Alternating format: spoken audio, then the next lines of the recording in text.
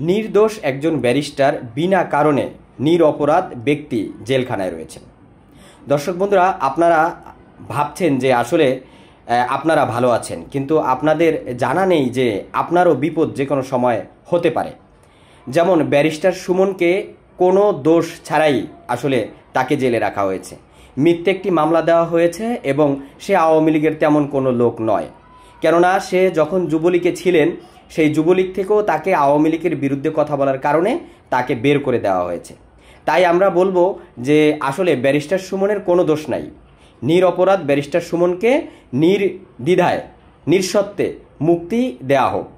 কেননা ব্যারিস্টার সুমনকে আসলে বন্দি করার উদ্দেশ্য অন্য একটি। ব্যারিস্টার সুমনকে বন্দি করার উদ্দেশ্য হলো যে ব্যারিস্টার সুমন যদি বাহিরে থাকে তাহলে সে সবসময় জনগণের পক্ষ নিয়ে জনগণের জন্য দেশের কথা দশের কথা বলেছেন এবং সবসময় সে দেশের সেবা করেছেন, জনগণের সেবা করেছেন। তাই সে মানবিক দৃষ্টিকোণ থেকে আওয়ামী লীগের নামে যে সকল মিথ্যে মামলা হচ্ছে সেই মিথ্যে মামলায় বাধা হয়ে দাঁড়াতে পারেন।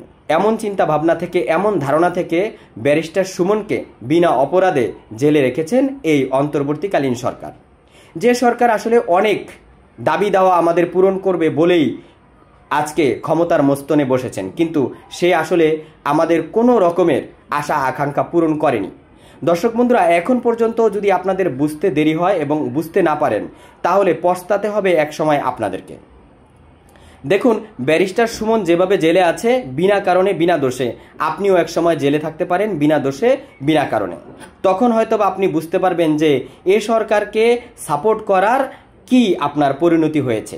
এই সরকার আপনাদের কাছে যে সহযোগিতা চেয়েছে সেই সহযোগিতা আপনারা ঠিকই করেছেন, কিন্তু সহযোগিতা অনুযায়ী আপনাদের কোনো আশা আকাঙ্ক্ষা পূরণ হয়নি এদেশে কোনো কোটার সংস্কার, হয়নি এদেশে কোনো কর্মসংস্থান, হয়নি এদেশে কোনো আপনার বাজারের যে সুস্থ সুন্দর ব্যবস্থা, বাজার নিয়ন্ত্রণ এবং জনগণের প্রত্যাশিত এবং জনগণের যেই আয়ের উৎস রয়েছে সেই আয় থেকে যেভাবে বাজার করবে, বাজারের যে ব্যবস্থা থাকবে সেই সাশ্রয় মূল্যে কোনো পণ্য কেনার সুযোগ নেই।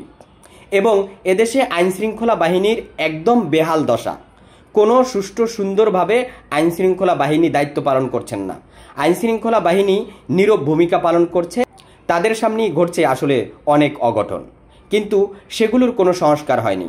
শুধু সংস্কারের নামে আপনাকে আমাকে যেই স্বপ্ন দেখিয়েছে, সংস্কারের নামে আপনাকে আমাকে যে পরিমাণ ঠকিয়েছে এই সরকার, যে পরিমাণ প্রতারণা আমাদের সাথে করেছে, সেই প্রতারণার এখনই যদি আপনারা জবাব না নেন, আপনারা যদি সেই প্রতারণা করতে সুযোগ আরও দেন, তাহলে দিন দিন তারা আরও সুযোগ সুবিধা আপনাদের থেকে নিতে থাকবে।